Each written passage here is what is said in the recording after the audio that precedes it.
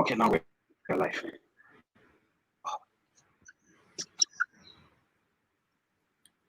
Hello, everyone. I welcome you all to today's session.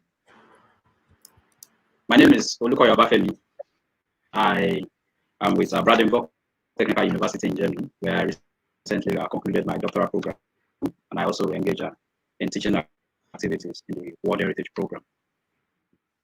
With me in the studio today is our very own Mr. Omoyele Sowore. But before I proceed, I would just like to give a brief background to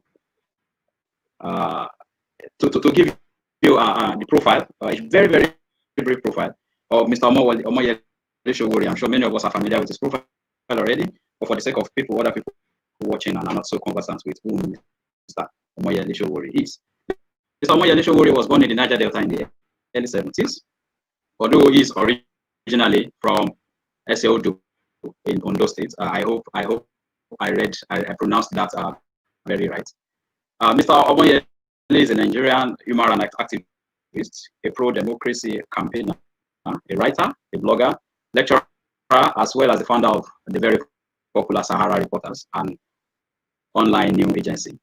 Mr. Sowore was also a presidential candidate in the just concluded 2019 presidential election in Nigeria under the platform of African Action Congress, AAC. While in school, Mr. Sowore was the president of the Student Union Government, University of Lagos, from 1992 to 1994. As a president, he was actively involved, of course, in anti-cultism and anti-corruption advocacy. However, the antecedent of Mr. Sowore in activism, of course, predated 1992. It started as early as 1989, when the IMF gave a condition to the universities in Nigeria that it should be reduced to just 5 from 28 before they were granted a country. Before they granted the country a loan of 120 million. The proposed loan was also supposed to be used for oil pipelines, also in Nigeria at this specific time. So we can see that we are very lucky to have Mr. Omoyele Sowore, caliber of his person, in the studio with us today. Today, Mr. Sowore will be talking to us about environmental activism and its role towards achieving sustainable development goals.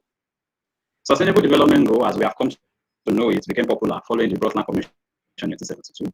Brundtland Commission 1987, of course, which was a conference that made sustainable development to become what is it called now?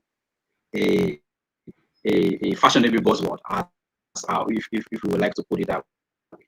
And ever since then, the role of environmental activists and the role of civil society in domesticating this international understanding of sustainable development has also risen to prominence. That is, now we need diverse human rights activists, environmental activists in diverse countries to be able to domesticate this international understanding of sustainable development. So Mr. Sowore today will be talking to us from his wealth of experience in environmental activism and in activism generally about how environmental activism has a very important role to play in achieving sustainable development goals.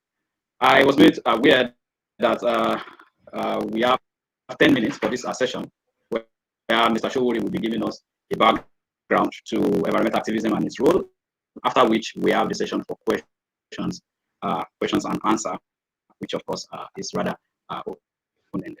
So to you, Mr. Sowore, thank you very much for joining us. We are very honored to have you, and now the floor is yours. Yeah, thank you. I thought we were going to make it interactive, so there are specific questions regarding environmental activism as far as I've been involved. Sometimes I honestly think that in the last 30 years of my engagement with Nigeria, I've been somehow drawn in every major battle happening in the country. There was a time, of course, our battle was to drive the military out of power. It was a pro-democracy battle, it was a human rights battle to make sure that the rights of people in the country are protected under military rule, and also other civilian rule. You know, we had to fight social and economic rights for workers, in those days also lecturers. So in the university, but the environmental part, of course, was made popular by Ken Saro-Wiwa, who started in Ogoniland to fight for the restoration of Ogoni environment.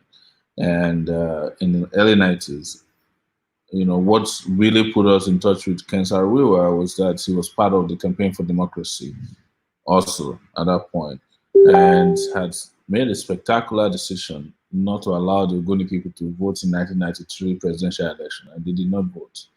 Of course, subsequently after that, he attended the Sovereign National Conference in 1994 set up by Abacha after Abacha took over power, which was generally made to deceive the Nigerian people, to make them feel like they really, need to have a discussion about what is going on in the country.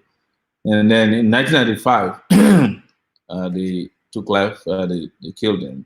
But in a nutshell, at the point the Niger Delta environment had been destroyed by oil corporations. This was started by Shell, there used to be BP, Chevron, NI, which is an Italian concern, and also French. France had its own, Total. So all this exploration in the Niger Delta had destroyed the environment of the Niger Delta region. But Ken Saro-Wiwa, knowing that it was going to be difficult to fight for everybody at the same time, focused on Ogoni land. And Ogoni land had, was blessed with a lot of deposits of crude oil and also gas. In fact, it is believed there are over 9 billion cubic feet of gas in Ogoni land even as we speak, which could last the country of Nigeria maybe another 40 years of gas supply that has not been touched at all, courtesy of the struggle that was started by Ken Saro-Wiwa. After Ken Saro-Wiwa was killed in 1995, of course, a lot of young people, including little Oronto Douglas, started another movement by Ijo youths that started peacefully, eventually degenerated because of the action of the Nigerian government to a violent confrontation that produced some of the most popular militants that you hear about today.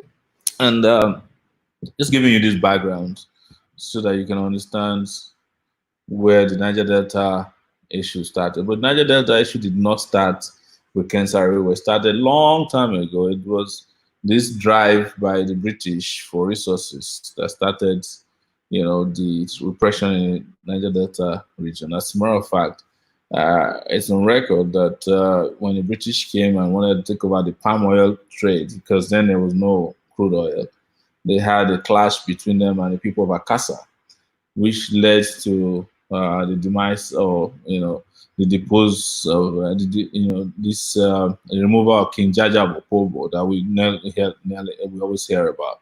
The British came, they wanted to shut them out of the palm oil business, and they refused, and they confronted the Brits. But it's interesting that up until now, it's still the same Anglo-Dutch oil company that is the biggest corporate in Niger Delta, destroying the environment. So this in a nutshell is where the Niger Delta issue started, and the protection of that environment was what Ken Saro-Wiwa was asking for peacefully. It's interesting that when he was being tried, and in one of his last speeches in court, he did say that he'll be the last person to confront the Nigerian government and the oil companies in a peaceful manner. It turned out to be a powerful prediction, because shortly after he was killed, nobody was willing to confront the system with kid gloves anymore. So now we can talk about specifics. Yes, thank you very much, Mr. Sowore, for giving us this very important background to the evolution of environmental activism in the Niger Delta, how it came about, the companies that were involved, and even before, of course, Ken Saro-Wiwa, how we can, of course, trace it back to the onset of the exploitation of the British people, even before, even before we started having the likes of Ken Saro-Wiwa. So we have a couple of questions. I would like to start with this one, taking some clue from everything you have said so far. Environmental activism has had a very huge success worldwide. I think we can agree. I think we both agree on this. It has influenced governmental policies. It has and receiving accolades in the process. And environmental activists, for example, like Greta, they shot to stardom and they became stars in the process of environmental activism. However, on the other hand, if we look at our country, Nigeria, environmental activism has not received the kind of attention. Environmental activists, has not received the kind of attention that their colleagues in international communities receive. On the other hand, what is the situation in Nigeria is all sorts of persecutions, harassment, confiscation of properties, and all that. So what do you think? Where do you think we got it wrong, and how do you think we can move forward? Well, when Ken Saro-Wiwa was speaking to environmental issues in the country, the military did not allow that to percolate. It was seen more as some troublemaker who wanted to stop Nigeria from making profit from so-called God-given, crude deposits. That was how Ken Saro-Wiwa was presented to the public. And also, Ken Saro-Wiwa's situation was complicated by the Biafran War, because he wasn't on the side of the Biafrans when the Biafra War was happening. He had a lot of opposition. I remember this heartbreaking situation that the day he was killed, there was a rally in Port Harcourt. I know it was sponsored, but to even find out that there could be anybody in Nigeria, 1,000 people in Nigeria or more, who celebrated his killing, was heartbreaking for me. That was in NYC then. So he was never forgiven for allegedly his role in opposing the creation of the Biafran nation, and because he was on the side of Nigerian troops or forces. And he became one of the youngest commissioners in the history of Nigeria. I think he became a commissioner of education in Rivers State at the age of 28. So, and he was a prolific writer. He was publisher, and he created a show known as Bassi and Company that so far in the history of the Nigerian Television Authority had the highest number of viewers. Interesting. In the country. So, and he was a businessman too. He was doing business. He was into produce business. He had a big grocery store in Port Harcourt. So he wasn't poor, and all his kids were living abroad and going to school abroad. But I'm trying to say to you here, hopefully, you haven't lost me and I haven't lost you, is that Ken wasn't the beginning, but he was in recent time the most prolific fighter for environmental rights, and he opened the eyes of both the enlightened and unenlightened people in Niger Delta region to the fact that the resources belong to them, and came out with facts and figures and internationalized the campaign for what the profit these companies were making and damage they were doing to the environment. Was asking for answers that should pay back to Nigerians in Niger Delta region what they had lost to oil exploration. He was able to prove it. He had videos, and Shell participated as it was later revealed in aiding Nigerian government to kill Ken Saro-Wiwa and the Ogoni's who were involved in the struggle for environmental salvation in Niger Delta region. It's something that I think someday we'll have a chance to review and bring to book or those who are responsible for the atrocious killing of Ken Saro-Wiwa. Yes. Yes. Thank you very much for offering this very, very important insight. Like they say, revisionism, is the tapestry of history. Yeah. Right.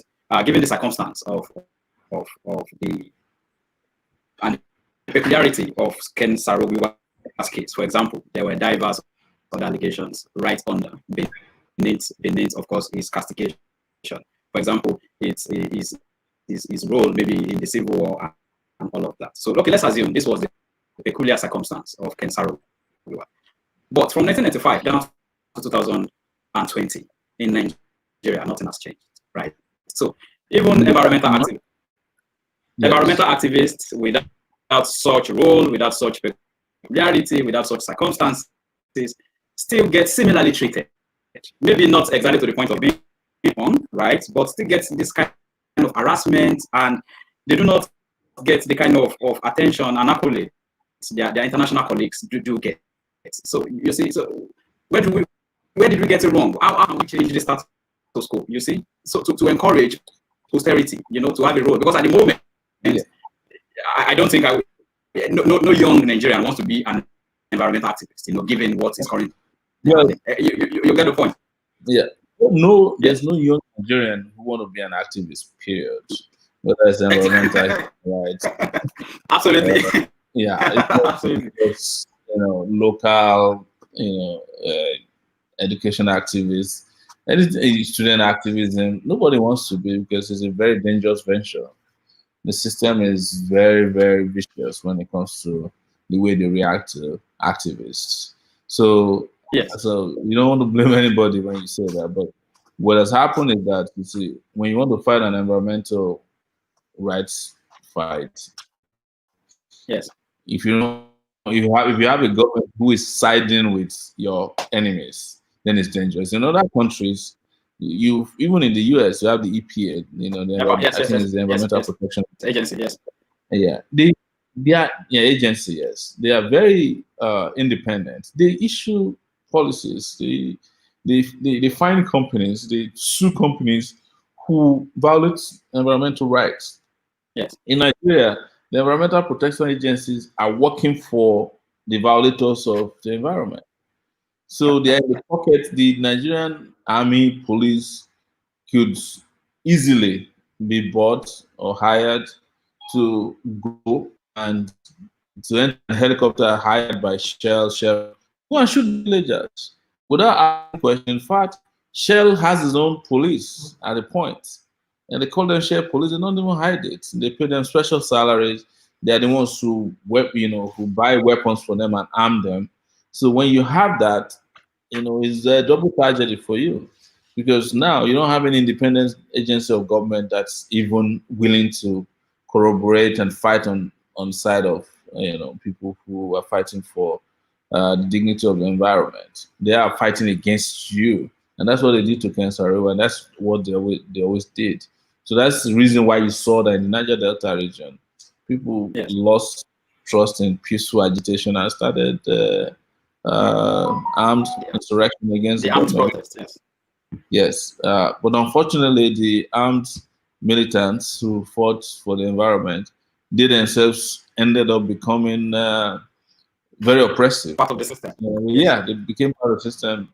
They are billionaires now, and they themselves at some point are engaging in environmental degradation through illegal pipeline activities, in their own illegal refineries, because they are breaking open pipelines that are doing more damage to the environment than you can ever imagine. So, but that is their only way of getting a part of what they think they're entitled to. So every other agency that has been created since '95 or even before then were not created to deal with the environment. They're created to make more money from the Niger Delta region, and that means that you lose you lose the environment. We still have the case of acid rain in Niger Delta region. The Atlantic Ocean is destroying villages, because the more of this exploration you carry out, the more you tamper with the earth structure. And then in back of while, as somebody was commenting, which I was going to say, you have people breathing in suits. You sleep at night and wake up and the whole of your nostril is filled up, and the level of cancerous diseases in Niger Delta region is way higher than it's ever been in any other part of Nigeria. But who cares?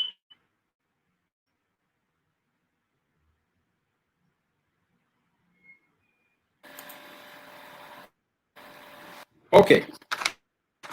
Thank you very much again for your insights to that specific question. So we'll be moving now to question number 2, which is that Ken Saro-Wiwa, which is our subject of discussion, of course, stood in opposition to the massive pollution emitted by the Royal Dutch oil company in Ogoniland, which you have explained to us very comprehensively. Yes. But can you say that at this specific moment, can you say that the government has continued this legacy? But let me stop right here. Does the government, in fact, accept that Ken Saro-Wiwa has a legacy? That is question number one. No, they don't. That's the interesting part. Yeah. So if they do accept that he has a legacy, what have they done to ensure that his legacy is operationalized through the regulation of oil companies to reduce the continued pollution and all of that? So if we accept now that his legacy is not being accepted, what are the obstacles that you see, and what are the reasons? What reasons can you give us for the lack of rejection of this policy? To accept the legacy of Ken Saro-Wiwa? Yes. So as the country owes history a duty to investigate who and who were responsible for killing Ken Saro-Wiwa. What were the conspiracies behind it? On the oil company side, the multinationals. Because this kid, there are paper trails in them. Who was the person who carried out the hanging? But to let you know that they're not interested, the judge who sentenced him to death unjustly, eventually became the chief judge of the Federal High Court of Nigeria, Justice Ayuta. The prosecutor who helped prosecute Ken Saro-Wiwa eventually became the president of the Nigerian Bar Association in Nigeria. These are recent histories. One of the judge advocates who was on the panel that killed him is currently the director general of customs in Nigeria. This Ali man. So all of them had social promotions. They're still in the system. So if this happened in any sane country, those guys are supposed to be in jail or be answering to some kind of sanction for what they did, or be made to at least explain how they all ended up in this. Because there was someone driving all of that process. But what did we do in Nigeria? Everybody who participated in the crime, they're doing very well, except Ken Saro-Wiwa and his family. And you probably heard his body has never been really found because they said they poured acid on him. I can't confirm that. After he was hung, his son, three of his kids have died since this thing started. His son, who came to work with Nigerian government at that time, died, I think, 2 years ago. One of his sons died of COVID this year. His 13-year-old boy died when he started the activism. So Ken Saro-Wiwa lost pretty much everything. But the Nigerian state didn't lose anything. The people killed him didn't lose anything. They are doing well in the system. So that's what is wrong. So his legacy is also the cleanup of Ogoniland. Even though the United Nations had come and said Ogoniland needs total cleanup, till today, they have not. In fact, they were saying that 3 days ago that they are awarded the contract again for the cleanup of Ogoniland. The army, the police, the repressive system is still going after the, little activism that's left in Ogoniland. They're still there actively hunting down activists in the area. So what legacy are we talking about? The only legacy he left is in the minds of people around the world who appreciate what he did, not the Nigerian government that I know of. There's still no Ken Saro-Wiwa University or Ken Saro-Wiwa Highway or Ken Saro-Wiwa Street in Abuja. All the streets in Abuja are named after the criminals who looted Nigeria: Babangida, Obasanjo, Buhari, Dongoyaro. All these criminals are the ones who have barracks, theaters, all kinds of public buildings named after them as we speak. So Nigeria must reach that point as well, that the Black Lives Matter has ignited all over the world, where slave masters and their statues are being toppled. We need to topple every sign and statues of the oppressors and the destroyers and the robbers who put Nigeria in the condition that it is today. But nothing like that is happening yet. So it feels like we have to start the fight all over again. Yeah, I think I absolutely agree with your point, especially if everybody that was involved got all sorts of promotions and they're still in power and they're still perpetuating all sorts of evils through their diverse ranks, then it's such a very saddening situation. And as a matter of fact, the sort of pollution Ken Saro-Wiwa actually stood against has actually multiplied today. Oh, absolutely. You see, so I totally agree with you that there's no legacy in question right here. So, but before we proceed to the next question on my list, I would like to take one question from the Green Institute, and one of the question says, the Nigerian government has failed to recognize the legacy. Okay, yes, this is not the question. The question was asking about environmental activism and the SDGs. That's what do we think? What do you think is the way forward? And now, domesticating the sustainable development and through environmental activism. How do you think we can? Well, you know that for those of us who know a little bit about these SDGs and international policies for local development or international development, we just laugh when we hear that there's an office of SDG in Nigeria. Any SDG office or any office that's created in Nigeria to further these international policies are just their own way of wasting money. If you hear about SDG now, next time you hear about them, they'll be in New York at the UN annual jamboree, and they'll bring some 500 people there, stay there for a week, 2 weeks, buy themselves jewelry and computers. They don't even understand what SDGs are. So I don't really pay too much attention to when I hear these highfalutin buzzwords, SDGs, Millennium Development, all kinds of, buzzwords that are used to confuse people here because we don't pay attention to them, we don't believe in them, and we just create offices so that we tick all the boxes at the UN. And oh yeah, we have an SDG office. That's our SDG officer, and then they repeat the same things every year they go to. But on the ground here, right? On the ground here, we have nothing to show that we are meeting any of the conditionality for the SDGs. That the UN had put in place.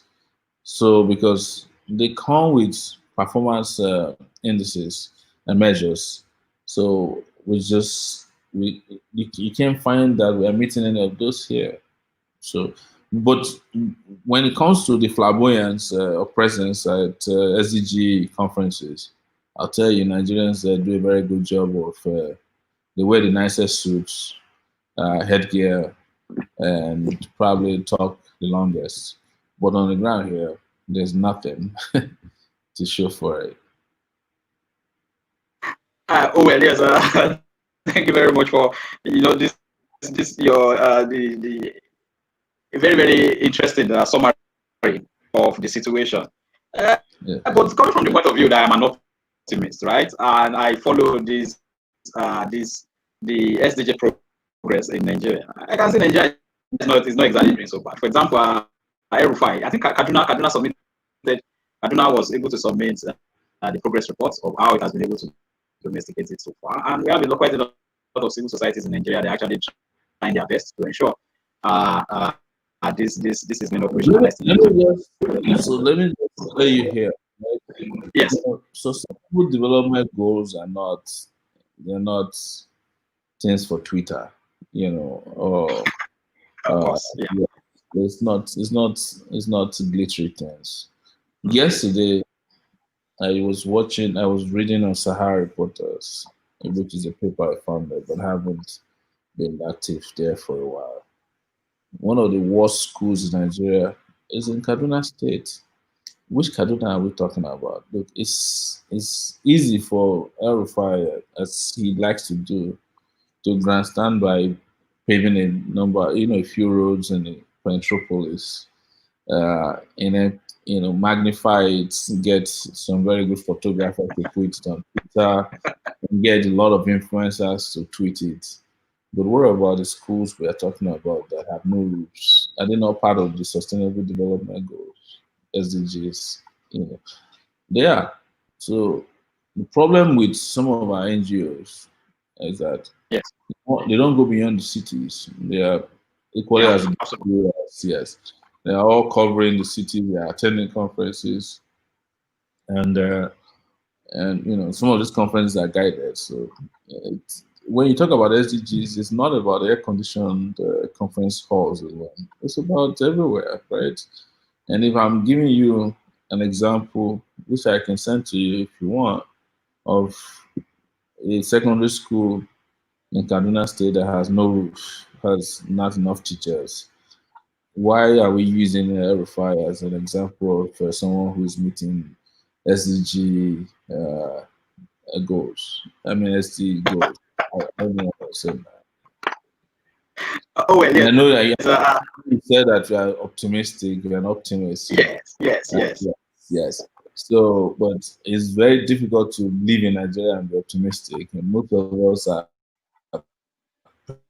pessimistic. We expect the worst and hope for the best, and we're still hoping for the best. But we keep getting the worst. Oh well, I absolutely agree with your stance. Maybe we are not. We are again. I'm going to speak from the point of view of an optimist. Maybe we are not where we should be, but at least there's awareness and the few steps are already taken. So we have now Ryan in the room. Ryan Thompson, welcome. And Ryan also has some questions for you. And so, I've seen Ryan some of his Thompson, questions. Sorry. you said sorry. Please come again. I I missed said that. I've seen some of his questions on the right side of the screen. Yes. Welcome, Ryan. Okay. Okay. Very good. So, Ryan, please feel free. The floor is yours. Please feel free to direct your question now to Mr. Sowore. Sure. Yeah. So yeah, as someone unfamiliar with a lot of the activities in Nigeria, I just wanted to hear from you. What kinds of areas have you seen progress in achieving some of the environmental and social goals, and what are the kinds of efforts that do prove to be successful? I've seen a lot of things on paper, plenty of things on paper. I just haven't seen them implemented, because when we're talking about these issues, we can't divorce them from the issues as they are before, and they became prominent and became internationalized. So, yes, I know that Nigeria has on paper a lot of things about how they want to address environmental issues. But I'm still telling you, they haven't done anything that I know of that can meet the conditions that would make me announce to you gladly here that, oh, yes, we're doing so well. We've just been able to reduce carbon emission. We have reduced the number of, gas flaring in the Niger Delta region to this cubic feet, or that we're capturing gas that have been flared, or that what we hear from the Nigerian side of things, the government side of things, yes, we could be doing better, but we're sorry, the Niger Delta militants are busting up on our pipelines, right? Just excuses. But in terms of strategic, agenda to end or start addressing so many of these issues, I haven't seen that. But we still have soldiers patrolling Niger Delta region. We have helicopters shooting at people who engage in peaceful protests. Some women, and the oil companies are still doing a great job of exporting crude to the world. And also, the Nigerian government and the military, security agencies are doing a great job of stealing crude as well and selling to to international waters, for their own benefit. So that's what I see here. And if anyone has something different to tell me, I would be glad to look at them, because it's a question of it's a question of tests, it's a question of accuracy of what they claim when they submit papers to the UN and all these conferences that they go to. because I've met a lot of journalists who come to this country with the belief that they're going to find a cleaned up Ogonian land, and they find out that they're not even allowed to go past Port Harcourt, so that they don't get to see what's going on.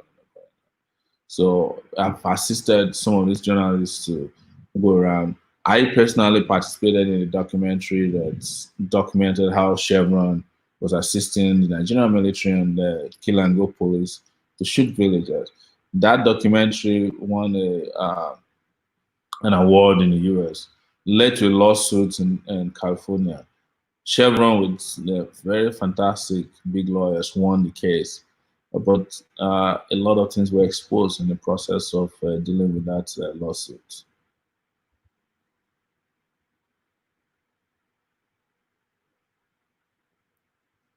Okay, thank you very much once again, Mr. Sowore, for doing justice to the question that was asked by Mr. Thompson. So now I will be bringing on Okwe. Okwe also has another question for you regarding our topic of discussion today. I'm trying now to see the profile of Okwe. Unfortunately, I think I missed it. So, Mr. Okwe, if you can hear me, please, the floor is yours, and please feel free to introduce yourself and ask your question. Hello? Yes, we can hear you. Oh, I'm sorry. I'm having a difficult time hearing. You hear now? Oh, please go Yes, on. I can hear you now. Thank you. All right. Okay, great. Well, hi, good afternoon. My name is Omoyele. I'm calling in from Washington, D.C. So my question for you is twofold. Thank you so much for taking the time to join us. My question is twofold. Number one, I'm curious about what you think the relationship between journalism and activism is. So in the example that you gave, you sort of demonstrated how you were able to provide access to some of these documentary filmmakers in order to give them access to these lands. But how do you sort of, for yourself, bridge the gap between these seemingly very, disparate, if you might, methods of activism? That's number one. And then number two, I share your, I don't even know the word. I think I probably sit somewhere between you and Femi in terms of my, I don't know, I'm a optimist or I'm a pessimistic optimist. You can pick your words. But I'm curious about if you could share your vision of what a Nigeria would look like that did focus on and emphasize and prioritize Black Lives Matter. What for you does that vision look like, and sort of pick and choose what industry you choose to focus on, be it environmentalism or journalism or really any of the things. So thank you for your time and your engagement. Yes, thank you. So you're asking about journalism and activism. I think that I never ever presented myself as a journalist. I presented myself mostly as an activist who had used media, which is different from journalism. I think there's a difference between journalism and media practice, and if you happen to be alive at this time that we're all alive in, media has changed the face of journalism. That is to say that you can have a lot of content that can interact and can give bigger meaning to what context you want to present about socio-economic and political conditions of any area in the world. Right. In case of Nigeria, the reason why I found media very attractive for me is that there's a whole lot of stories that needed to be told, and people sometimes ask you to tell just one side of the story. We just want something positive about Nigeria or Africa because we're tired of hearing, the negative news, destruction and death and war. But the fact that you also can escape from what real situations are on the ground. So media lets you tell the story through photos, interacting with videos and text, and other forms of media. I think it's where I come in. But also there's nothing wrong with journalism becoming activist, because in very, very serious conditions that we find ourselves, everything we can deploy to tell our stories as aggressively as we can so that we can slow down the process of oppression is needed. And I think that was what the Ken Saro-Wiwas of this world didn't have during their own time. They didn't have Twitter, they didn't have Facebook. maybe we would have saved him if we had, if we could trend even a hashtag to say release Ken Saro-Wiwa. So everything about Ken Saro-Wiwa, even when he died, we didn't hear from Nigeria. We heard from CNN. Right. We heard from VOA, Radio Deutsche Welle. There was nobody who was sufficiently aware of this, but that landscape has changed, and it made it important for everybody who's a journalist to have an activist side to it. You know, when we get to an equilibrium where senses of our leaders are restored, maybe activism can become a little bit less belligerent. But right now, it is it's needed. And your second question was asking what is it we need to put in place in Nigeria to make what is your vision? I think we can have a long conversation. My vision for Nigeria is very straightforward. I want a Nigeria that works for everybody, and I know that this is broad, right? But we've broken it down to what are the basic things Nigerians need to make them able to participate in a world that is just fair and egalitarian, you know. And I think, you know, we probably have broken it down to about 10 things, you know, of which security is number one. In some cases, I feel even security is not as important as power, energy, just electricity that we don't have, you know, and solid infrastructure that, you know, can social and physical infrastructure, schools, roads, that can promote the industry that we have on the ground. And of course, there's no way we can run away from the fact that we need a society that is not so corrupt that people steal more than they need. There are people in Nigeria who are stealing for the future of their children and the children's children and the children, you know, like generational corruption, generational robbers. That's what you can call them. Yeah. So, and of course, an economy that is all inclusive, an economy that provides jobs for people, an economy that is not about paper, not about percentages, but that puts food in people's stomach, provides jobs for the youth. Education is a big deal to me as well. And of course, people have talked about restructuring, but I have always believed that instead of restructuring, we need a revolution first, and then after that we can restructure. You know, following that is health, tech, big on tech, because my activism or journalism came from the advent of technology. So I'm a tech junkie in that regard. So, and I believe that Nigeria can provide the backbone for tech on the continent of Africa.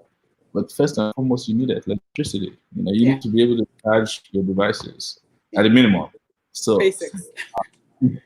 So these are the basic things that I think will make Nigeria be a lovely place. And I've always felt that if Nigeria were to meet some of these basic conditions, it would probably be right to say that will be some of the happiest people in the world.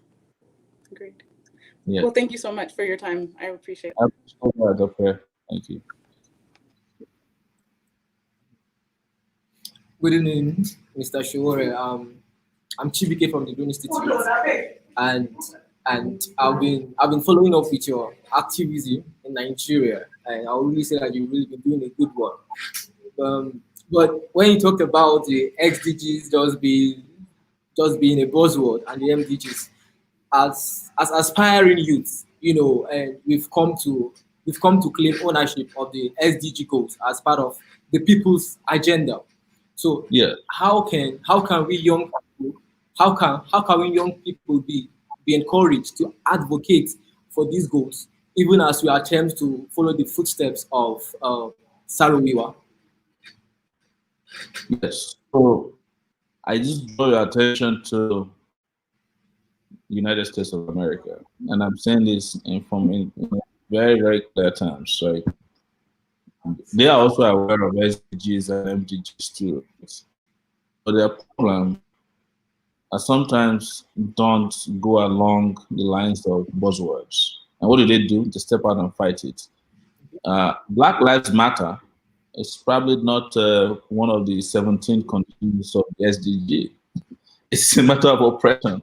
and we have police brutality. Maybe MDGs and SDGs don't even anticipate that that would be a problem. But look at what people did. Young people in that country stepped out, for several days to spark a global movement. So you can have all these very flowery, beautifully written uh, SDGs and MDGs, but if you don't have the kind of leadership that can implement them, you don't have the social political conditions that can make them a reality, we are deceiving yourself. It's just like in those days when we were growing up, right? We love to sing the national anthem and the pledge. But these days, you don't even find anybody who wants to pledge to Nigeria, my country, because nobody sees Nigeria as their country anymore. It's the country of the cabals, It's the country of the corrupt. It's the country of the incompetent, the country of the oppressor. So it's the same way. I think young people must understand that, for us to even get to start talking about SDGs, we need leaders, we need a nation, not a country, and we need to have objective conditions that puts our dignity and our presence as a priority to those in government. What am I trying to say? We need to elect our own leaders, not their own leaders who definitely don't care about us. So, and this might sound a little bit pessimistic again, but I think it's a reality that young people must face, that there's a fight that needs to be fought before we go and enter the SDG and the MDG bridge. Because the SDGs and MDGs have been around for a long time, but they don't sound to be around here, except, I don't know if you're in Nigeria, but I don't see anything SDG, MDG around me. I mean, Abuja, I just see a country that don't work. You understand what I mean? And if you doubt me, just look at all the 17 positions, all the 17 grams that is required for us to have SDG. If you see any one of them, if you see a signboard that looks like them in Nigeria, then we can come and have another discussion.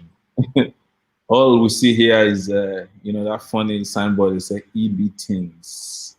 EB Tins, man. It's crazy.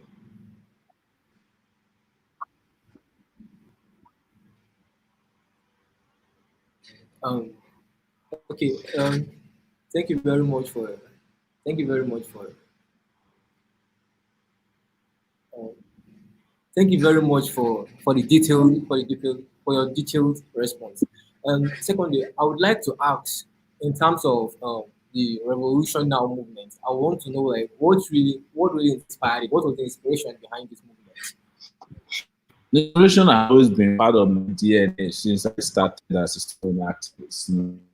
I want a country that works for all. I want democracy, respect for human rights, social and economic rights for people, jobs, healthcare. That's never really happened. And in 2018, I ran for office to be president. After we did the election, we discovered that our grandpas and ancestors, the hush daddies and hush mummies in our system, they don't believe in democracy, they don't believe in elections. So, and one thing is very clear: when you look at the spectrum of reforms, and they don't happen, they cannot carry you to your next destination. You start thinking about revolt, and that revolution now came from a place of revolt against the system. That the system, for it to take us to the next level, real next level, not the fraudulent next level of the government in power, we have to revolt against the system. It's the people who revolt the most are young people, right? So that was where the idea of revolution came, and we articulated what we wanted, and they resisted us, arrested me, kept me in jail for about 5 months. But the good news is that everybody is coming to the realization that we really need revolution, and people are talking along those lines. People are starting to revolt on their own. Yesterday, I saw a video of a wife of police officers. This is unusual. Not anywhere else but Abuja. Here, they blocked the road and they said their husbands are suffering. You had soldiers releasing videos and indicting their big organs, as they call them. We haven't gotten there yet. There has to be this organic outrage that is coming from everywhere for us to achieve that. But it requires a lot of work, education, mobilization, conscientization, and we are all doing that now. So I see a lot of that. I just hope it's sustained until it's what we want. Thank you for your report.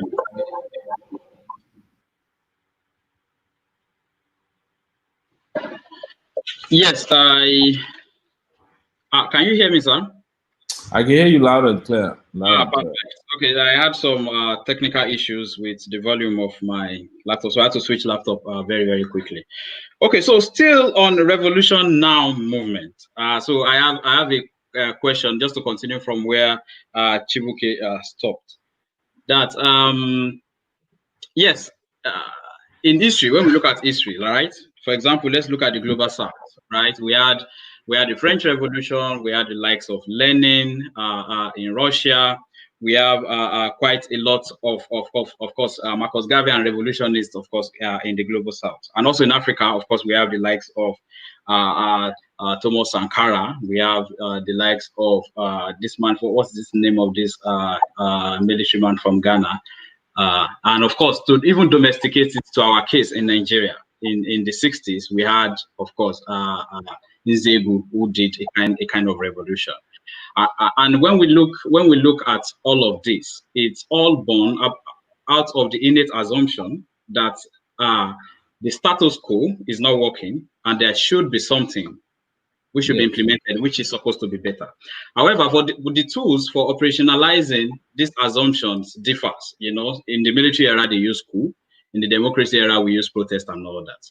So why did you actually choose now this specific period in our history, given that this is not the worst of it, right? This specific dispensation is actually not the worst of them. So why did you choose this specific time in our history to start the Revolution Now movement? You know, I don't know what you mean by this is not the worst of it. Maybe you have not spoken to people who still go to bed hungry. There's a lot of revolutions that happen in the world happen for specific reasons. I think there are revolutions that happen because of shortage of bread before. So, you know, revolutions that happen for a variety of reasons. There are revolutions that happen even when people feel slightly comfortable, but they don't want to lose their comfort into the future. So there's no better time, in my view, than now, when you have been clearly told that you have some of the most divisive leadership, some of the most incompetent leadership.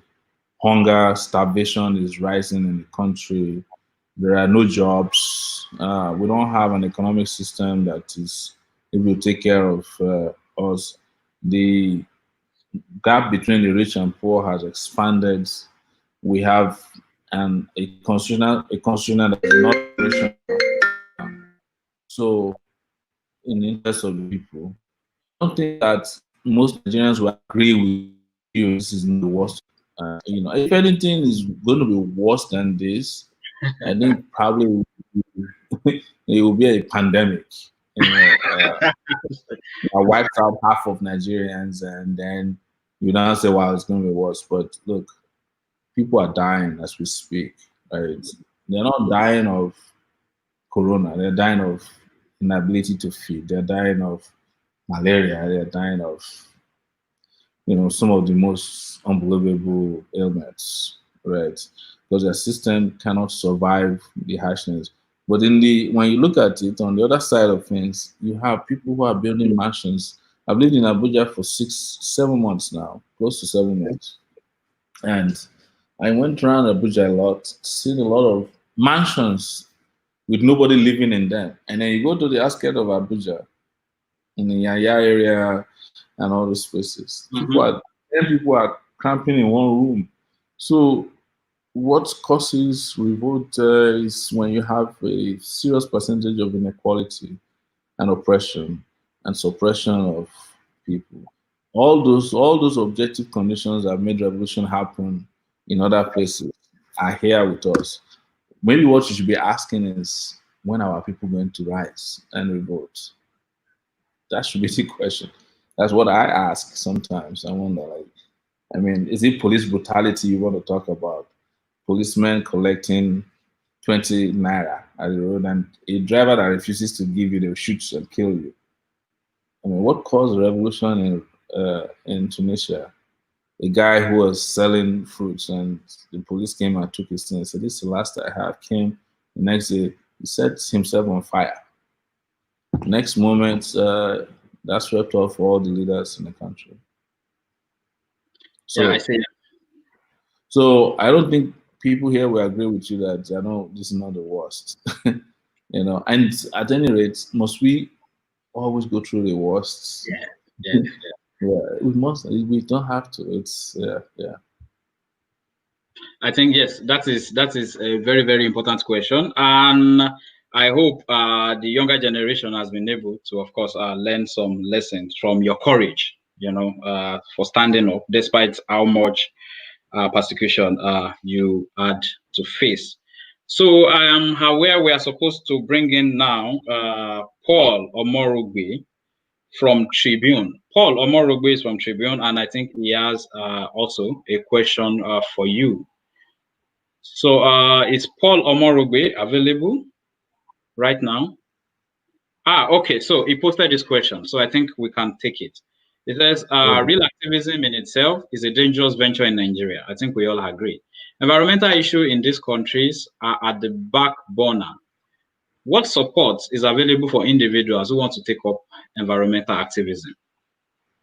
I think what Paul said is really very key and important, because when they said there's an adage, an African adage that says that when trees fall on top of themselves after a tsunami, or any kind of wind or tornado, you start by taking the first out, the one on top. That's the first record. When it comes to an average Nigerian, the kind of problems you have that are stacking up on themselves, environmental issue, quality of air is not your worry. If you are still looking to eat, your least worry is whether there's an oil spill in your area, or the gas is oozing in the atmosphere. You just want to eat, right? But ultimately, when you get to the river where you've been fishing, where your grandparents fish, and you discover that all the fishes are dying, it brings home to you the reality of environmental problems, right? So, and that is where it is important. We are still also living in a country, Nigeria as a country, where people live in denial. People are not in the Niger Delta region don't actually really believe that is their problem, that there's a Niger Delta pollution, because they're not there. And they don't, and they've been made to believe that Niger Delta people are just troublesome, and they are preventing export of crude, and is affecting prices of goods and services. That's how they believe it. But regardless, people must take on causes, and I think environmental causes are very, very important, because they're linked to our ability to survive for a long time. Because if there is pollution in Niger Delta, because some of the pollution is airborne, it goes into the atmosphere. It would pour rain on your house in Ijebu one day. It would affect your breathing in Lagos one day. It would also affect the economy that you so much badly rely upon to survive. So that's why we need people who can. But I will agree and accept that it's more difficult for people who are in the environmental activism sector to convince the generality of the people that this is important. Even world leaders, educated people around the world, so-called first world countries or the Western world, about global warming. So how much more somebody who is in Nigeria, who is just trying to make ends meet? If Donald Trump says to you that he doesn't believe in global warming, that he doesn't believe there's an ozone layer that is depleted. How do you expect a woman in Arubo or other places, in river states to understand the implication of environmental activism? So it's seen largely as an academic exercise here. Still, it's people like Ken Saro-Wiwa that have made it easy for people to understand because he really did a fantastic job of carrying even the ordinary people in Ogoni land, whether educated or not educated, by tying their survival and well-being to the fact that these oil companies are just changing them, and by extension, the Nigerian government has kind of held them to ransom over the years. But since he left, I don't think the rest of us, we're guilty of this, have done a good job of telling that story in that direction.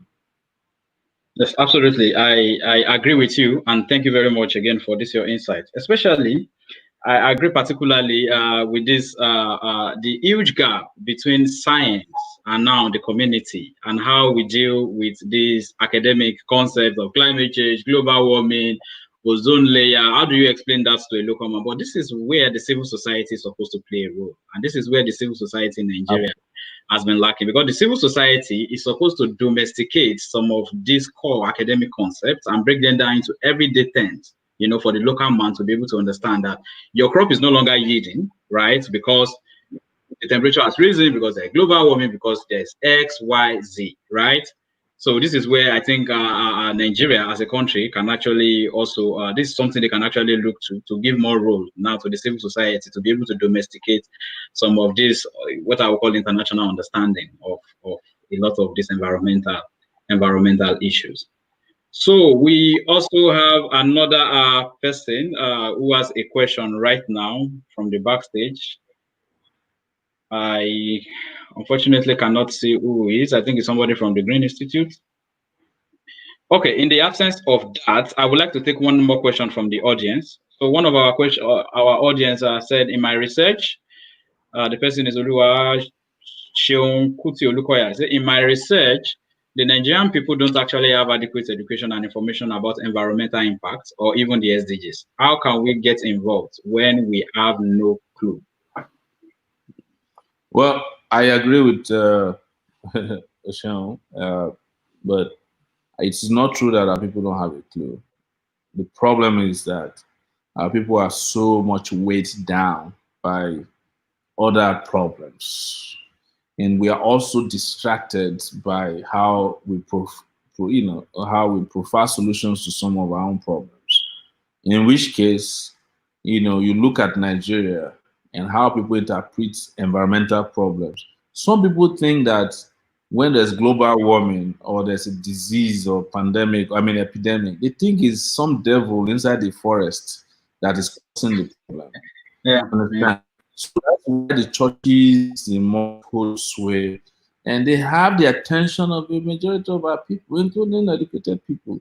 So when people in 2020 still think that when you go and cut the forest in your area, and you are confronted with some environmental problem that's the work of witches and wizards, you have a problem getting those categories of people to understand that, look, your environment is, your well-being is directly proportional to the health of your own environment. A lot of people don't know that. Yes, a lot of people don't know that.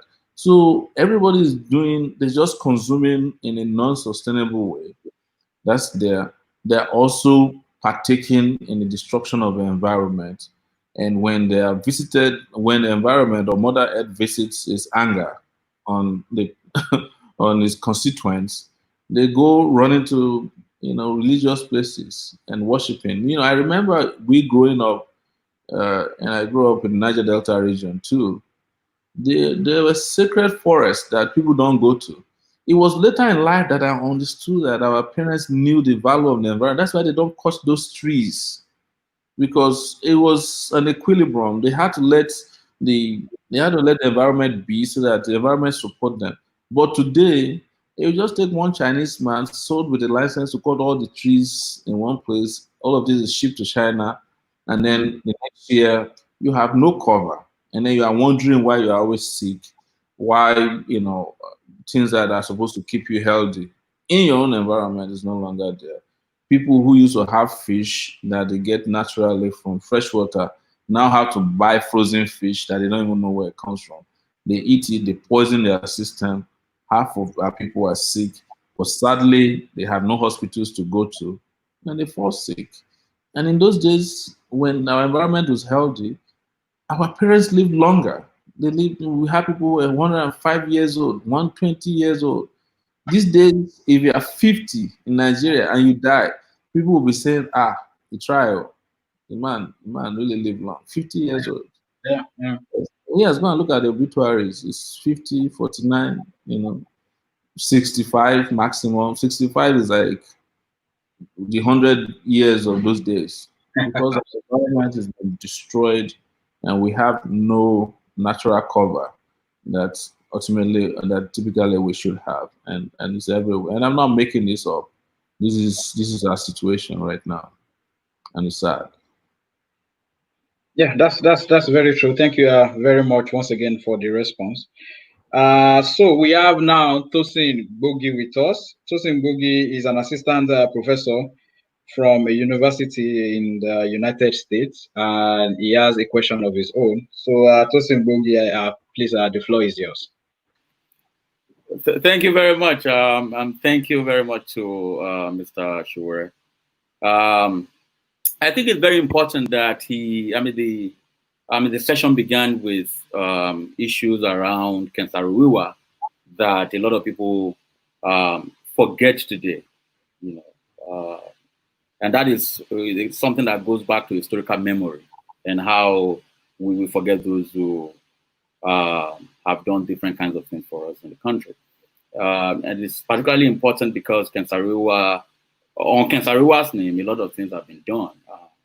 There are people cashing out, in different ways. Yes. Whether in government today or whether in different ways. You're right about that. On Nigerian Literature Prize, Ken Saro-Wiwa was a great writer in Nigeria, and people are, winning awards today, but we're not thinking about, what is the relationship between Nigerian Literature Prize and, for example, Ken Saro-Wiwa? He fought, as an activist. He was the president of the Nigerian Literature Association, Association of Nigerian Authors, ANA.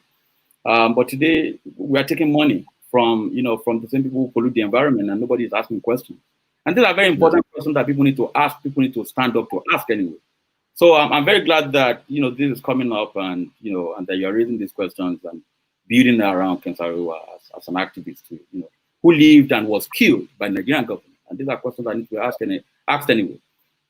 But I also want to jump on the thing that you said about how people make sense of of the environment, or make sense of the environment before globalization, quote unquote, and all of that. So there was the myth, right? Don't cut the Iroko tree. That was the rational myth to prevent people to cut them, to cut trees, or to put nature in disequilibrium, like right. But my question, of course, has something a little bit different from what we've been talking about. And this is the question. And this is a question for me needs to be asked over and over again. How is it that multinational companies in Nigeria who are prospecting oil are able to destroy our environment with reckless abandon, right? Whether from the military regime to what is happening in Buhari's regime right now. But they are not able to do that same thing in Europe and the US. The kind of thing that fella was talking about, right? So you have democracy in your own country, and the military cannot take over, right? In those countries. But in Africa, military will take over, and then you will do business with the military regimes in post-colonial countries, quote unquote, right? So is this just because we have local collaborators or politicians who collaborate with, it's always been the problem of Africa has always been we have local collaborators at every point, whether from slavery or from to colonialism or to the present moment, who collaborate with Western actors to destroy the environment, or that there is, of course, the racist regime, right? That racist idea that that perpetuates itself, whether through Black Lives Matter, we protest and all of that. Or but that very, so I'm thinking about a racist contour, right? Of prospecting oil in Nigeria. So when the Gulf of Mexico oil spill happened, the environment was cleaned up within a certain period, right? Yes. In Nigeria, I'm from Ondo State, by the way. So the environment has been despoiled from, you can count it, like we don't even know for how many years, from 1957 when oil was discovered to now, the environment has continued to be, despoiled. And so my question for example is it just that we have local collaborators, or the Western multinational companies believe that they're dealing with animals, right? The very idea that you racialize the black body and the environment, you can do anything, to the black body and nothing will happen. So it's a racist undertone that propelled the multinational oil companies in Nigeria to believe that they can just do anything to the environment and nothing will happen.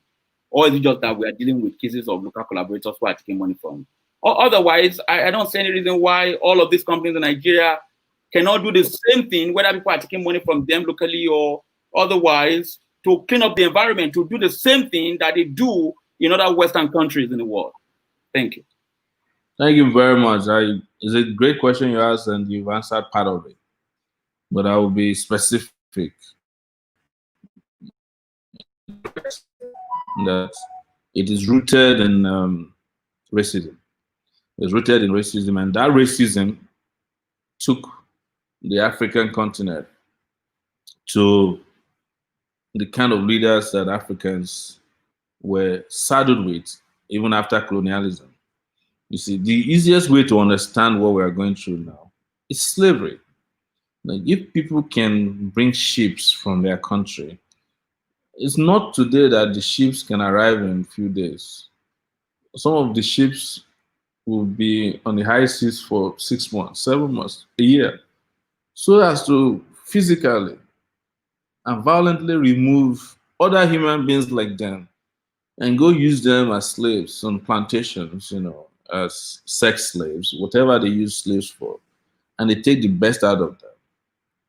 There is no reason for you to doubt the fact that these corporations have that mentality as their own official policy in relating with Africa.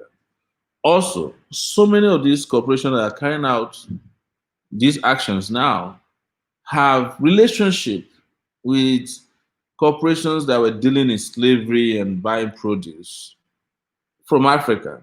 And also, it's important historically to understand that Africa was designed for that purpose, right? And part of it is also that they have gotten us to the point where we have accepted our inferiority. Something as simple as even the the English teams that we support today.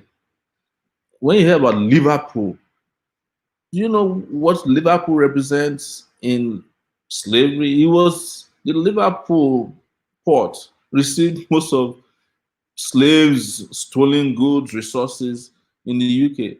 But today we support their soccer team as if, most of our people don't even know the history of Liverpool. And the people who set up the Liverpool soccer team did not even look back in thinking, would this be offensive to these Africans who also play for the Liverpool soccer team? These are deeper issues, but I'm trying to answer your question contextually in a manner that you can understand that these things just don't happen from the blues. If you trace the history of Anglo-Dutch Shell very well, the people who started the company, you discover that their great-great-grandfathers were slave masters. And then when they claimed that slavery ended, they just transformed the company into something else to buy produce. And when it was time for what is now known as oil exploration, gold exploration, they just simply just transition to something else. If something comes up tomorrow, maybe technology, Shell will start buying technology for you. They'll be doing something because they have resources. So racism is at the heart of it. There's no question about that. And but in the course of it, they've weakened us so much. But we have also weakened ourselves. to the point that we as mean towards ourselves as racist superstructure is to the continent of Africa, the environment of Africa, the people of Africa, the resources of Africa. So as I've often described it, Africa is like a hotel to the racists, corporations, and the people who have come to Africa. They came one day and they stayed in a hotel. Then the next time they stole the towel, and the next time they came, they stole the bed sheets. Next time they came, they stole all the soap. And one day they looked at it and said, why are we even stealing small things? Let's go and steal the hotel. And now they own the hotel. Checked in, refused to check out. And we, the owners of the hotel, have now become their workers. We have become the cooks and the cleaners and the bellmen and women in this hotel. So that's my analogy of how we have come this way. But if you look at it also, you look at even the continent of Africa, and so particularly West Africa, how they treated the West African section, which was largely divided between the French and the British and the Portuguese have a little part of it. Most African countries today are named after resources that were found in them. Ghana used to be Gold Coast. There used to be Ivory Coast where they found ivory, right? The Nigeria that we're in now and Togo used to be known as Slave Coast. They didn't even hide it before they came and renamed it Niger area. And also people like to say Nigger area because we have the largest concentration of Negroes. so that's how they treated us, and till tomorrow they still treat us like that. And until that part is resolved by Africans themselves, we will continue to have, because the people who are taking Africa for granted don't want leaders of Africa who know what they are doing. That's what they've done to bump off a lot of leaders during the independence. Anybody who was too knowledgeable for them, they killed or they blackmailed or they stripped of, and they did it before then. Look at Oba Nobaisi of Benin was when took him away, and then King who the Akasa people fought against the British explorers who first came and wanted to, taking over their palm oil business. They finished all of them off. So they have weakened the African leadership completely. So we are left with dregs in this continent. And who are the dregs? If the president of France calls a meeting of African leaders today, even if it's 6 p.m., by tomorrow morning, all of them will be on the plane running to France. And the guy's like 30-something years old. And they wouldn't even ask, why should we come to you? What's the basis? Are we like your senior prefects? Yes. And some of these guys are in their 70s, but they will jump on the plane, including the one here. They'll jump on the plane and they will run to France, to go and meet the French president. Small boy. French president used to work here as a bank teller in Nigeria before he moved back to France to go to the last time. Now he's president, he will invite everybody and they've been running to the place. African leaders. Well, I know there's need for a total overhaul of the African minds, awareness that gives the real Africans the leadership of the African continent. And until then, well, I'm sorry, I don't think there's hope. I don't think there's much hope. Okay, so I hope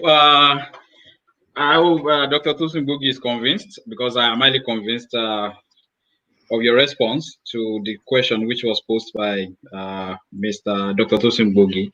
And I would just like to add one more thing before we take the next question, which is that the relationship of these international companies, in my view, with our country, with Nigeria, and how there's a very large difference between what they do out there and what they do in Nigeria. Of course, we can narrow it down to slavery, to colonialism, right, on the one hand, but I think there's a very vast range of other factors which can also be considered, which you have explained very succinctly, which is the fact that there's poor political will. And the reason why there's poor political will is that where's the power? Where's the power that you have in the world, right? Because the system, the way your country itself was designed, it has been designed in such a way that you would eventually not have such a power to be able to contest a lot of things. For example, I did a research on gas flaring in the Niger Delta some years ago. I think it was in 2014, and I realized there are actually fines for gas flaring. For every amount of gas you flare into the anthroposphere or whatever, I cannot remember precisely how this was done, but there are fines. And these companies, at the end of each year, they go to the government and say, look, so how much is our fine for the year? Then the government says, okay, your fine is 1 billion euros. They say, okay, so here you go. Then they continue, right? And this fine that is paid to the Nigerian government, what is it used for?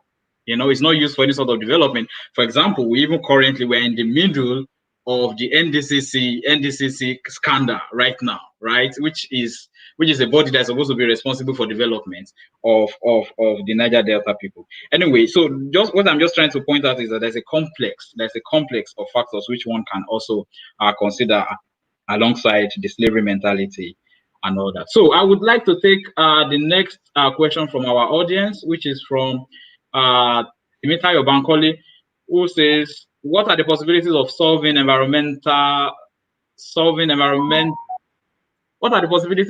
of the environmental issues here in Nigeria? Perhaps if we channel same energy pumped into human activism towards environmental activism. Okay, so I agree with the entire Bankole completely. I think we need to be holistic about how we fight, fight for environmental rights, not to separate it from, human rights, because environmental rights is also human rights. So, and I see that in other countries, environmental activism is no longer, maybe over time, is no longer an esoteric department of rights, where only a few people, special people, scientists fight for environmental rights. No, it should be packaged as part of human rights, that we fight for, so that, the way I'm fighting police brutality is the same way we fight environmental rights, because your survival in any environment depends largely on the health of the environment, as it depends on the mentality of the police. Police might kill one person at a time, but a toxic environment can kill a million people over time within a short time. So, but how do we get people to understand what impact this has on people, right? To such an extent that people can take it serious. That we should fight for our environment as hard as we fight for our other rights. Yes. Social, economic, and human. I think I agree completely with Bankole on that one. Yes, I also agree very completely. So I would just like to take the last question now, because now we should be rounding up very soon, because the question just keeps coming and coming and coming. Unfortunately, our time will not permit us to take all of the questions, so we'll just take a few over the next few minutes so we can round up today's session. So for my last question here, is that the role of environmental activism towards achieving the sustainable development is inevitable, right? I mean, we have talked on this severally. However, environmental activism in Nigeria can be seen as a confrontation with the power that be, right? As soon as you assume this responsibility of being an environmental activist, you're already seen as an antagonist, right? Your philosophies is no longer is anachronistic with their own concept of progress, right? So what national measure can civil society take to cushion against the oppression of these people in power, this so-called power that be? How do we put pressure? What can be the role of the civil society? See, I'm a very, very strong proponent of direct action. So, so we can have indirect and direct action. I'm for direct action because indirect action will work for people whose ears are open and are reasonable. Unfortunately, Nigeria don't have leaders who are reasonable enough. If you write a letter to your congressman or senator in Nigeria, he doesn't open it. If you send him a text message, he will not respond to it. They don't care about those things.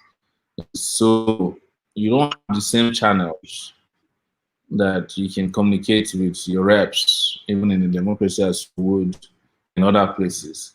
So when we have this, I think people should just engage in direct action. I'm in favor of big protests, and that's why I love when women, men, and kids take action against the oil companies, occupy their badges, they occupy their flow stations to draw their attention to take care of the environment. Because look, as we started this conversation, if you go to San Ramon in the US, which is the headquarters of Chevron, and not only are they concerned about just the environment, they measure air quality. The air they breathe must meet its quality standard. Yeah. If that quality drops, they will be panicking. But the same don't apply to the Niger Delta. If you go to the Niger Delta area today, you will see a Chevron badge. It's like Christmas tree. The village next to it don't even have. If there's light in the village, it's most likely coming from the gas flare from Chevron or Shell or Total, F. So what they are doing to the Niger Delta environment, not only Niger Delta, to the environment of poorer countries, the global south, is what can be described as a crime against humanity. But they also control international institutions largely that regulate these places because it's double standard. The standard for Texas, exploration of oil in Texas, is different from the standard of exploration of oil in Nigeria. There's a practice, I don't know what they call it exactly in Texas. If they explore oil from a place, they must, if there's gas flaring, they must inject the gas back to the ground. But here, they just light it with they just put a lighter on it with a cigarette. And there are some gas flares that have been burning for 20 years. You know the implications of it. And nobody's doing something about it. When villagers come and complain, the Nigerian government sends our own brothers, policemen, to go and shoot up the place. So I'm in support of direct action. We must get to a point where we declare environmental emergency, just like every other emergency that's facing us in the country, and we fight for it and codify in our own law books and our own constitution the conditions under which we want our environment to be operated, and of which there are no exceptions to multinational corporations. It's not only in the environmental sector, even in employment. They abuse their quota. They bring in people from outside. Some of them don't have paper. Since they can't try in their own country, they fly in people, just fly them to the badge, to the oil flow stations and fly them back. You know, they live above the law of our country. But you cannot run away from the fact that leadership is a major reason why everything seems to have fallen apart, according to Chinua Achebe. Absolutely. Thank you once again for this, your very, very comprehensive response to the question that was asked. So I think now we are approaching the end now. And we have this very, very interesting question for you from the audience. Since it's a bit of a digress from our context, but I think now that we have the opportunity to ask you this now, and a lot of people are watching, I would like to take this as the last question of the day, which was asked by Toby Awolowo. His first question is, will Mr. Sowore be running for president again in 2023? And this first question is linked to the second one. If yes, would you invest in renewable energy if you become the president? And if you will, what type of renewable energies would you like to exploit? In 2023, I have answered this several times, but in a more direct way. That I'm running from now. I'm not waiting for 2022. Because as far as I'm concerned, if we can get our freedom in 2020 or 2021, why do we have to wait for 2022? With regards to investment in renewable energy, if anybody followed our campaign during the last election, 2018, 2019, we made it very clear that one of the pillars upon which our campaign promises stand on is sustainability of the Nigerian economy and society.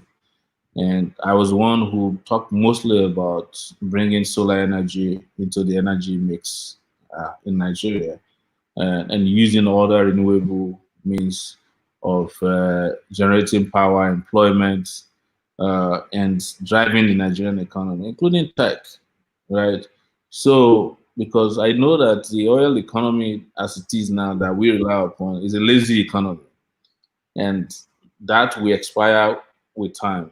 I happen to also have discussed actually classless education when I was running for office. And with the pandemic now, we're having classless education, but Nigeria has not been able to catch up with that because we were caught napping. We're not prepared. We are never prepared for anything. So, of course, renewable energy, one of the most important things that will form the fulcrum of an administration that will be run by me. And it includes in every sector, in the educational sector, in the energy sector, in the health sector, and in infrastructure sector. That everything that is available in this country today is able to sustain us if we manage them very well. And of course, I've described some of these things to you, and I know we don't have all the time to discuss today, so that this doesn't look like a campaign rally as opposed to a conversation about the environment. Issues, yes, yes. But most people, some of the guys who are following us, who have seen their comments today, were even part of the campaign at that time. And we answered this comprehensively, how we intend to sustain Nigerian economy on renewable sources of energy and make sure that everything is sustainable so that we don't consume everything we have and have nothing left in the nearest future, because that's the trajectory we are on now. There's no policy as we speak now about renewables in this country. We just do it haphazard. Up to today, a country of 200 million people, we don't have gas pipes to houses. You still have to roll your gas cylinders to go and buy gas. Sometimes it explodes, kills people. The whole place is, littered with generators, metals all over the place. But imagine that you're able to take charge of the country with all these policies that some of which I've explained today. It's obvious that we would have created an environment that is self-sustaining. Very obvious. Yes. So thank you very much for joining us, Mr. Sowore. We are really glad to have you, to have given us almost 2 hours, 2 hours of your time. And to our audience, I would like to apologize if your question was not taken. This program was scheduled to actually be 1 hour, and now we are 35 minutes above 1 hour. But I would just like to quickly take a quick look at some of the questions. For example, Oluwatoyin Christiana talked about the role of institution in the Niger Delta and the impacts they can have towards environmental activism in moving forward the SDG in this area. Yes, definitely, this is something that can also still be openly discussed with the Green Institute even after this call. After this this specific session. Sagacious Sheyifumi Swart, okay, also said, how does the government aid or hinder the role of environmental activism? I'm sure Mr. Sowore has been able to do justice to this in the course of explaining some of the other questions that has been asked. And yes, Mr. Dr. James Akomu, just I think it's more of a contribution that environmental activism should be for all, irrespective of our geographical location, tribe, position. There's urgent need for mental awareness of the importance of good environment. Absolutely, yes. Mr. Sowore also touched on this by even made a very, very good example of life expectancy, right? Where people now die at 57 and 50, between 50 and 57, and this looks like the normal. And as a matter of fact, one very odd factor is that the life expectancy in the Niger Delta seems to be the lowest. I think I read about this some time ago, due to the enormous impact of degradation that is going on in that region. I think Nigeria as a whole is 43, no 47. Then I think in the Niger Delta is 43. I'm not sure. We have to check this out, but I think yes, relatively anyway, the life expectancy in Niger Delta is lower. So yes, Dr. James Akomu, just to confirm, of course, your position. So, very lastly, Mr. Sowore, how will going forward? Yes, how will Sahara Reporter will be able to support now environmental activism in Nigeria? I know Sahara Reporter has done a lot in the past, right? Yeah. To support a lot of voiceless voices. As a matter of fact, I personally was a beneficiary of Sahara Reporter because I wrote an article on Sahara Reporter in 2015. I think it was the role of poverty in voting behavior in Nigeria. I think I remember sometimes in 2015. And I just sent that as an email just to the editor and it got published in Sahara Reporter. So I would like to encourage anybody that has such articles. I'm sure you can have your way in Sahara Reporter. But I don't know if maybe as a closing remark, you have something to say about how Sahara Reporters can be able to help us promote environmental activism in Nigeria going forward. I think, maybe I should not assume the role of Sahara Reporters because it's an institution that has grown beyond my person, even though I founded it and it runs on its own now. But I think that it was established to have bias for the environment. I remember that we've done a lot of stories about environmental issues. In fact, there was a time that some of our stories became part of debates in parliaments in Europe when we were following on ExxonMobil and the pollution of the environment that was happening in Akwa Ibom in those days. So we still do, and people should understand that Sahara Reporters is a citizen reporting platform. We actually generate stories from ordinary people. So if you see something, say something to us. To Sahara Reporters. Okay, so thank you very much, Mr. Sowore. We really appreciate that you took out your almost 2 hours of time to be with us today. And to everyone that participated also, we are very grateful for everyone that joined for making the session to be very, very interactive for us all. And to the people in the opposition party, now you have heard it from Mr. Sowore that in 2023 you should get ready. He's coming for you again in 2023. And Mr. Sowore, I wish you the best of luck this time. And yes, I don't know if you have a final remark. If there's no final remark, okay. So in the absence of final remark, thank you very much for coming, and thank you very much to everybody. And bye for now. Thank you.